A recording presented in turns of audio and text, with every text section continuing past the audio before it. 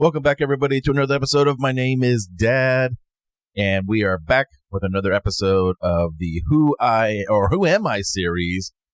And before we get into it, let's start off with the sponsor, which is myself, Point B Grading and Turfgrass Maintenance, LLC. You can find us at pointbgrading.com. I'm a landscape contractor, doing a lot of stuff, a lot of laser grading stuff coming up because everybody's going to get ready for the baseball season in the spring, so everyone likes to get their fields done over the winter. And check us out at the website, or you can email me at pointbgrading@gmail.com. I am back with another episode of the Who Am I series. I believe we're on episode 14 of this. We're almost getting up to date here, but where we left off, I was talking about coming out of COVID and getting back to normal life and all that stuff. But I had mentioned that in my marriage, there was the 80-20, 85-15 split of me doing all the work in my marriage. And I'm not exaggerating. That's really how it was. I think my ex-wife she probably wouldn't agree to that now, but I think before she definitely would have. She would have said, yeah, there's definitely an 80-20 split where, she puts the 80 to 85% of her effort into her job. That did not have any extra monetary value at all for us. And then she would put the 15-20% into her kids, and I would maybe get the little shit left over. And I was kind of thinking about this, my relationship with my marriage and everything. And I can kind of relate it to my time at the Peoria Sports Complex, and I'll try to explain it the best I can here. So as I talked about transferring to the Peoria Sports Complex. And at first, I was just kind of like a foreman over there. They call them coordinators, but I was a foreman. That's basically what it was. And while I was there, I worked there for about a year. And then I got promoted to the ground supervisor. So I was in kind of the head groundskeeper there for the Peoria Sports Complex. And we had a couple challenges there. One was working within the rules of COVID and, trying to figure out how to navigate all that stuff. MLB was pretty strict on rules for with COVID rules, and I had to get tested all the time, and you had to wear a mask, and you couldn't talk to players, but you could talk to certain coaches, and you had like a designated level that you were at. If you were like a 1, then you could talk to everybody. If you were a 2, you could only talk to coaches, So there was a lot of rules, and, navigating that was one of the challenges. One of the other things was getting the staff back, because a lot of the staff had been furloughed or laid off, whatever like that. So just trying to get back and get the full staff. And it turned out to be more difficult than you would think. You think everyone would just kind of want to come back. But this is at the time where, minimum wages and stuff were going up. So minimum wage here went up to $15 real quick. And, we were still a little bit behind the times. And even the minimum wage was $15, but a lot of the places, they were paying $18 to $20, and we were still trying to hire people at $15, and no one wanted to do that.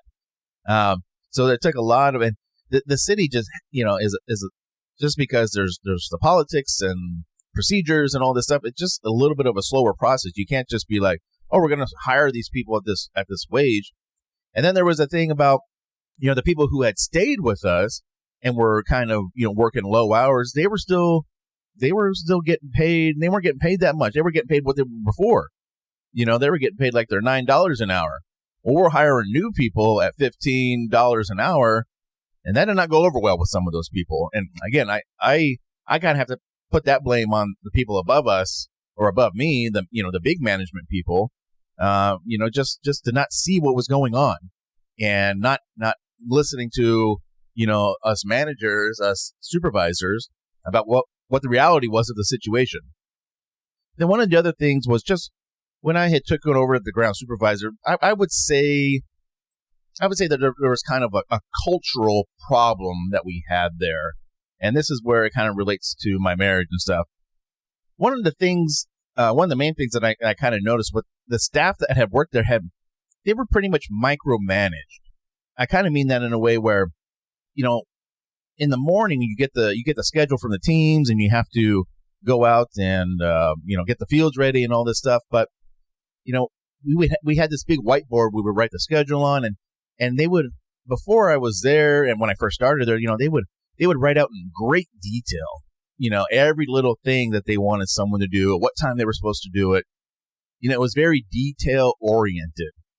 And one of my goals was to have my staff to be more accountable, to have more pride in their work, and to have just professional growth.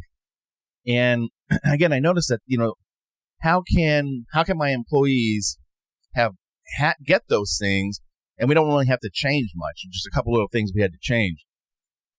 But again, they would write out all the job duties for every person in great detail. And it seems innocent enough, but I think what was kind of happening is that it puts the responsibility and the accountability on the supervisors, because the employees can just kind of sit back and say, well, if something didn't get done or something didn't get, done on time, they'll say, well, the employees would sit back and go, well, I wasn't told to do that. No one told me I had to do that. Well, yeah, but you have a job to do. You have eyes, right? So that was the thing when I took over, I told my foremans, I said, this is what we're going to do. When we write the stuff on the board, we want to write the baseball schedule on board, but we're going to be a little more vague, and we're not going to do great detail on the work that's supposed to be done. I want these guys, my employees, to know what they're supposed to do, use their own eyes to do it, and then they'll be held responsible to say, we're not going to hold your hand anymore. You're responsible to get the jobs done, and here's the time, here's the schedule.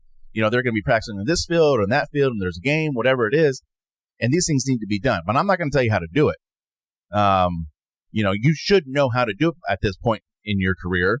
And again, that puts a little bit more responsibility on the employees to get the job done, and they don't have to just sit back and be like, oh, well, no one told me to do that. So, there were some things where, I would hear things when we first started. There was definitely some pushback from some of the employees who had been there for a while. They're like, well, I guess we don't do this no more. And like, no, we do, but it's your responsibility to know when it's supposed to be done, to see when it's supposed to be done. You're the one out in the field doing all the work. And again, I don't want to tell you every little detail about how you're supposed to do something or when it's supposed to be done. If you think it needs to be done, then do it. Now it's on you to get these things done. So that was one of the culture changes we kind of implemented while I was there. So you might be thinking, hey, Brendan, how does this relate to your marriage? Well, I think that it is, because I think that's sort of a strategy.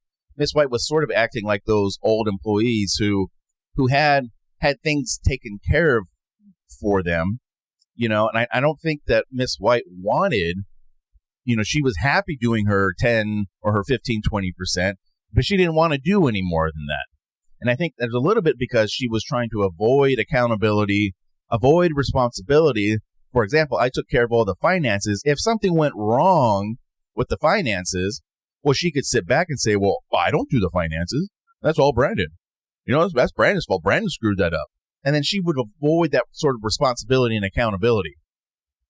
So this really is a really interesting manipulating strategy how this takes place. So again, I bring this up because from a manager supervisor point of view, that's how I saw it.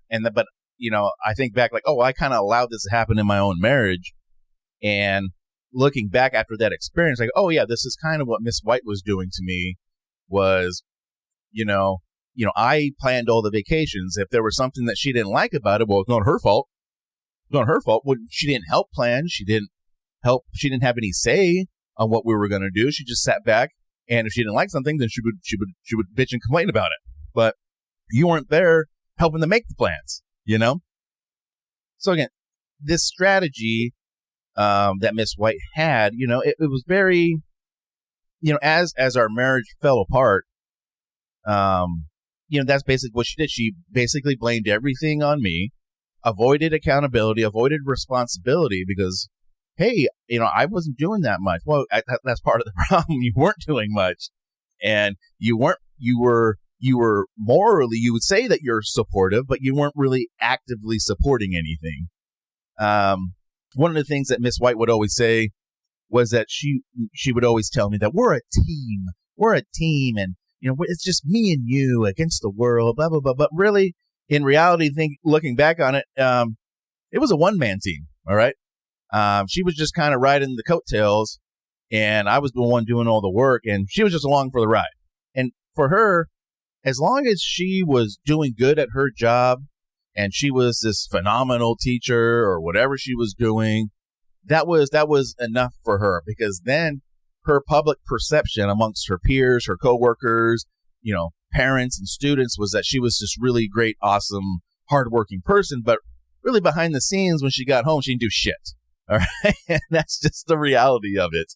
And I think maybe we'll get into this just a little bit more as we start to get into the episode of the marriage really breaking down. But this is just sort of the setup.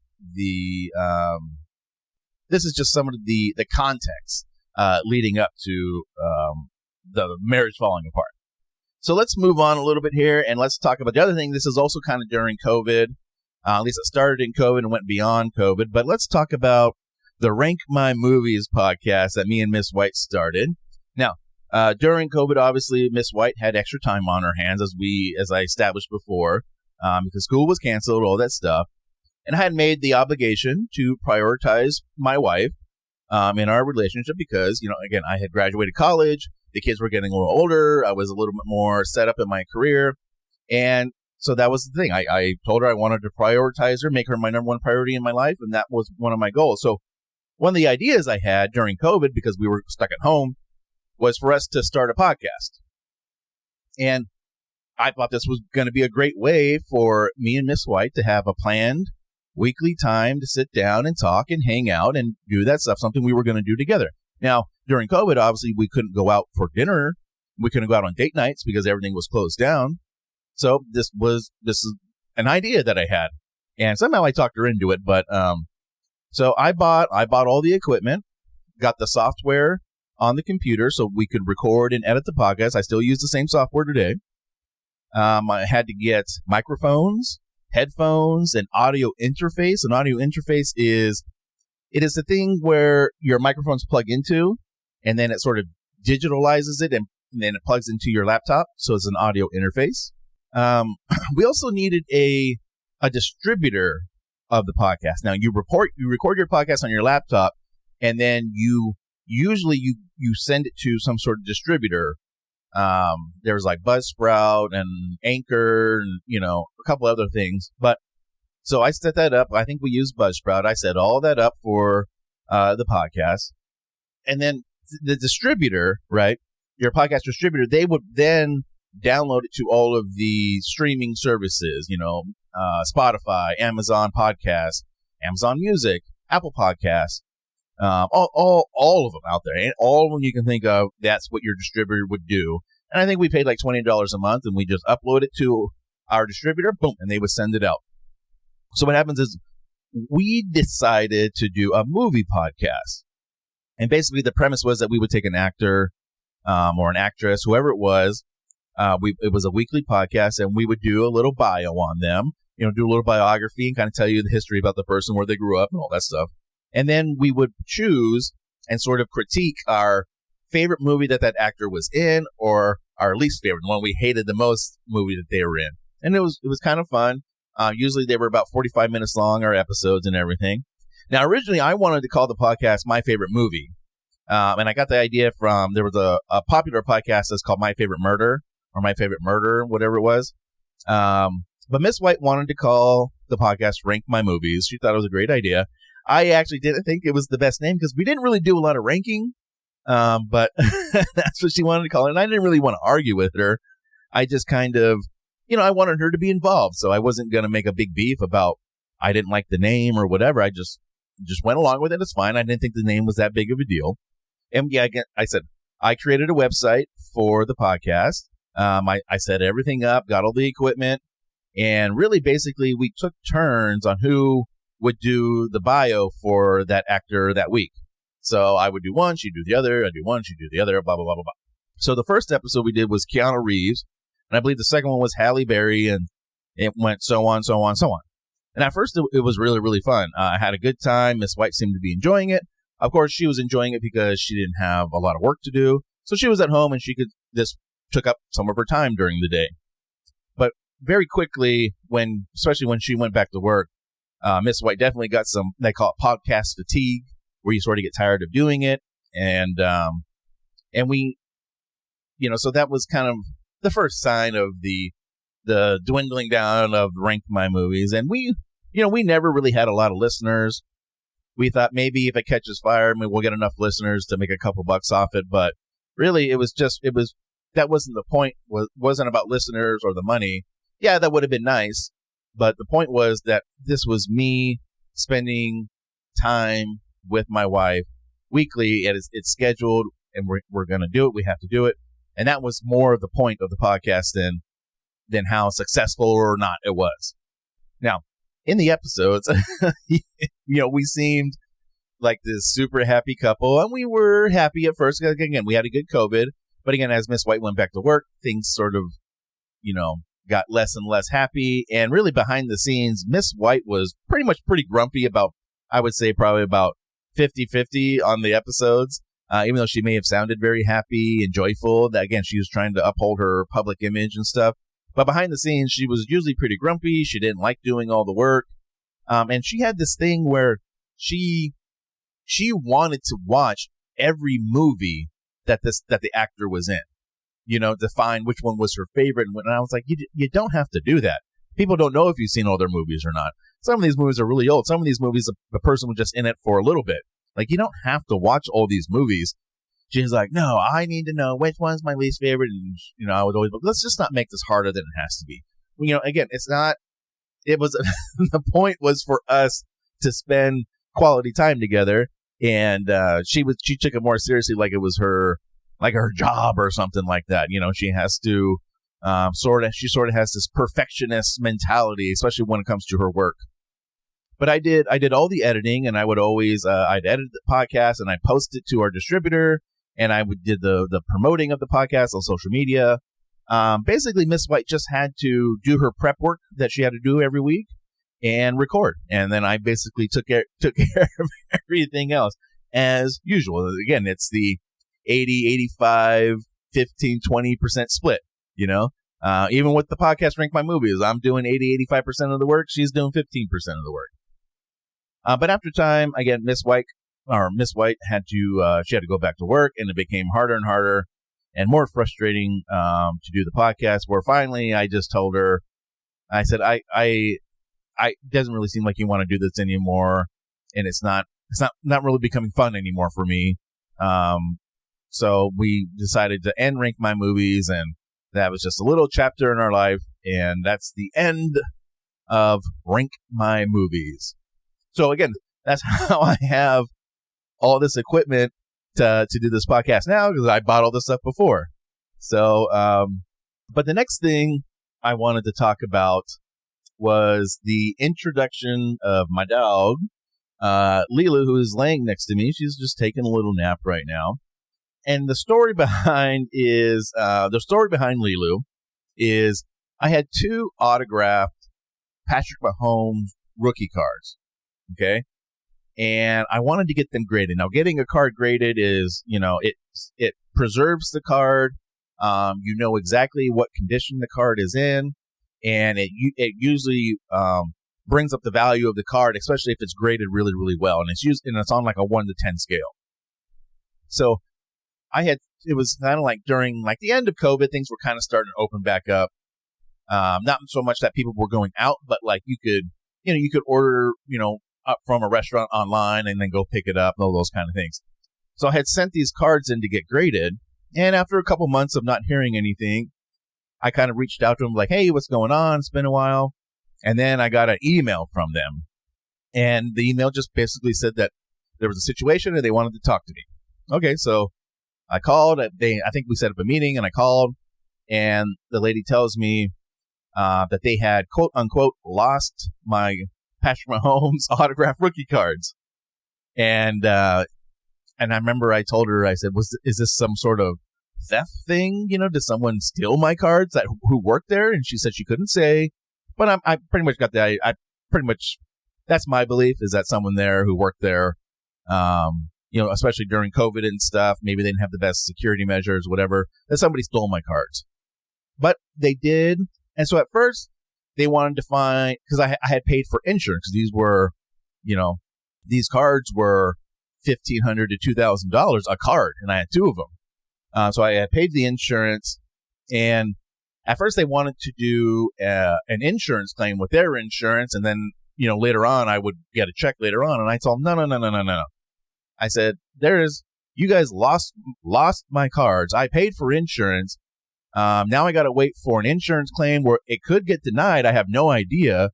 Again, especially if these aren't lost or damaged or stolen. I was like, no, I don't want to wait for the insurance company to deny a claim that you guys put on this. So they agreed that they would just send me a check. And I think they offered me like 10 free gradings if I want to get other cards graded. And I was like, no, I'm never sending you guys another card. But I did get a check in the mail. And basically, during this time, because I said my cards were gone for a few months, that, Patrick Mahomes, he won a Super Bowl. He was doing great. And the value of his cards had went up. And they were only going to pay me what I originally valued the cards at when I sent them in.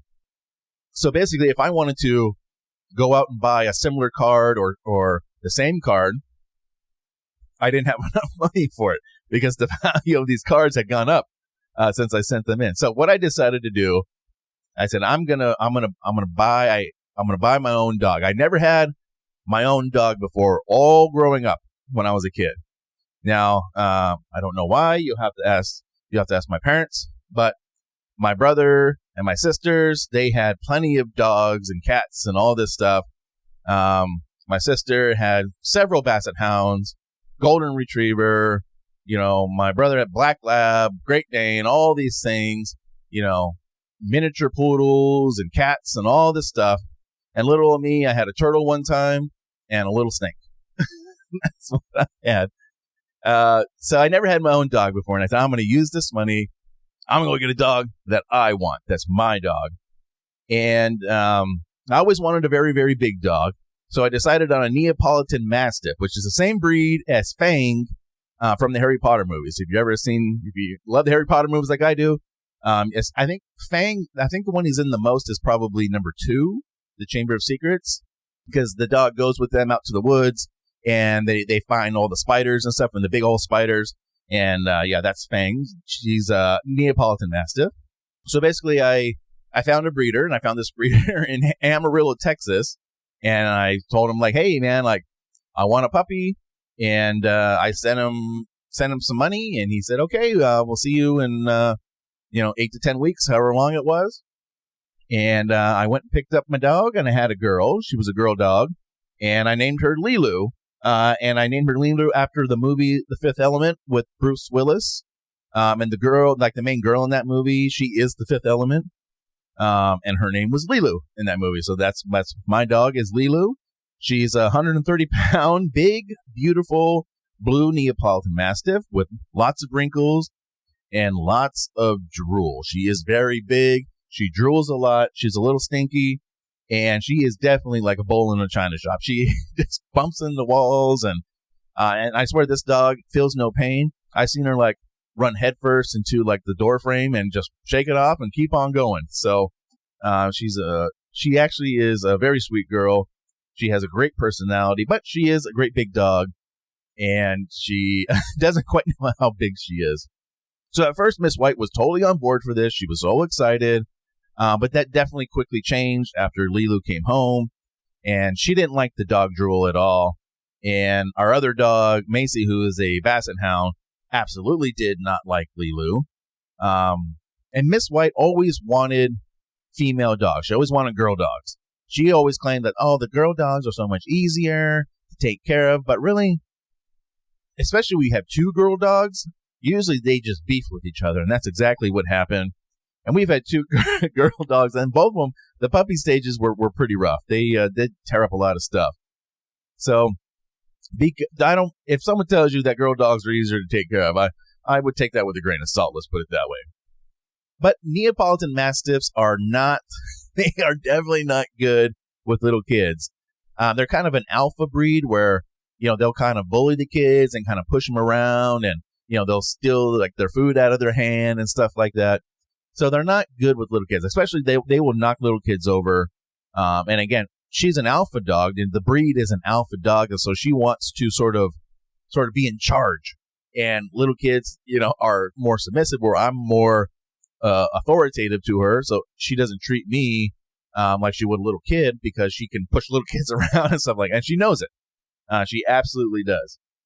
But as usual, Miss White's patient was very thin with Leeloo, and she quickly didn't want to spend time with Leeloo and all this stuff. And she really Miss White my kids were sort of younger at the time, about 3 years ago. Then when they're not super little kids, but, they're young kids, and, they didn't like, Leeloo kind of pushing them around and all that kind of stuff. And they couldn't really handle, training a big dog. I took her to puppy school and everything, and she honestly was the best in the class. She listened to everything I did. She sits, she eats from your hand gently, all these things. But, when you have little kids who don't know how to handle or train a dog, I can see how it can be very difficult for them. So Miss White didn't like to drool. Leeloo always kind of wanted to sit next to you or sit on you, Miss White didn't like that. And she basically abandoned me. And when she would come home from work, she would spend all her time upstairs. Not that she didn't do a lot of that before, because Miss White's one of her favorite things was napping, so she would always come home and nap. But literally all night, Miss White and the kids would be upstairs because they didn't like my dog. And it really hurt my feelings that this is my dog. Why we're going to choose not hanging out with your father and your husband over a dog? It just, to me, it was hurtful. It really did hurt my feelings that they would choose the dog, or to avoid the dog, over me. And again, Miss White would say, "Oh, we're supposed to be a team. We're a team."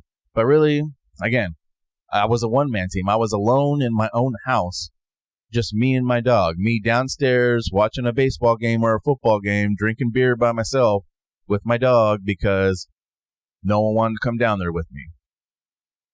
And it's not fair to blame that on a dog who doesn't know any better. It's just, to me, it's very sad. And again, Leeloo, she can be a handful. She absolutely is an alpha breed. But she is really sweet. She's very protective. I would always tell my family, someday this dog's going to save your life. You're going to regret all the bad things you guys said about her. And basically, she does everything a normal small dog would do. She's just bigger with a lot more drool. All right. So you want to come over to my house, be prepared. You don't want to probably wear your Sunday's best, because you're probably going to get some dog drool on it. But again, it just, my ex-wife abandoned me and spent all her time upstairs after I had, again, made the commitment to her to make her a high priority in my life. I did the rank my movies. It was an idea I had for us to bond and have time together. And because I got a dog that I wanted, I was alone in my house, in my own house, alone. And again, I don't forget it. And a lot of people, they can't handle Leeloo. She's big and she drools and she's smelly and she pushes you around, and I still feel I get a little sensitive over it sometimes because of what happened. So again, this is just another little thing, some more context leading up to my marriage falling apart. And again, it is absolutely a terrible feeling to feel abandoned in your own house. And that's the truth. That's what happened. All right. Well, we're at the 30-minute mark here. So we'll leave off there, and then I think we'll talk about me leaving the city of Peoria, and then starting my own business. We'll probably get into that a little bit next episode. But thanks for listening, and again, you can check this podcast out on everywhere you can get podcasts, all the big ones at least, and we'll catch you on the flip side. Thanks.